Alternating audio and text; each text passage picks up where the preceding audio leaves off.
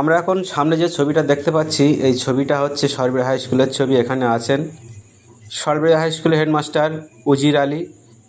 আর কিছুক্ষণ আগে আসলেন আমাদের সন্দেশখালীর বিধায়ক সনদ সর্দার। তিনি এখানে মীমাংসা করতে আসলেন, কেননা দুপুর থেকে যে পরিমাণে এখানে গণ্ডগোল বা বিক্ষোভ হচ্ছে, ছাত্রছাত্রী এবং তাদের অভিভাবক অভিভাবিকারা এসেছিলেন বা এখনও অবধি আছে। এখানে একটা বিচার চাইছেন, এনার পদত্যাগ চাইছেন এই হেডমাস্টারের, কেন এনার বিরুদ্ধে ভরি ভরি অভিযোগ আছে। ইনি কোনো ছাত্রছাত্রীর ভালো দেখেননি এবং নিজের ভালোটাই চেয়েছে।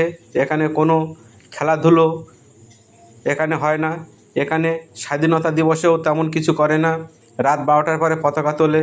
এখানে কোনো সরস্বতী পুজো হয় না।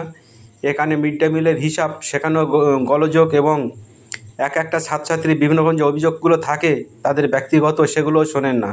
এবং এনার জন্য একটা আলাদা রুমও করেছে, সেখানে এসি বসানো আছে, সেখানে মদের বোতল, সিগারেটের প্যাকেট এবং আরও অনেক বাজে বাজে জিনিস আছে যেগুলো মুখে বলা সম্ভব না এই উজির আলীর বিরুদ্ধে, সরবরিয়া হেডমাস্টারের বিরুদ্ধে।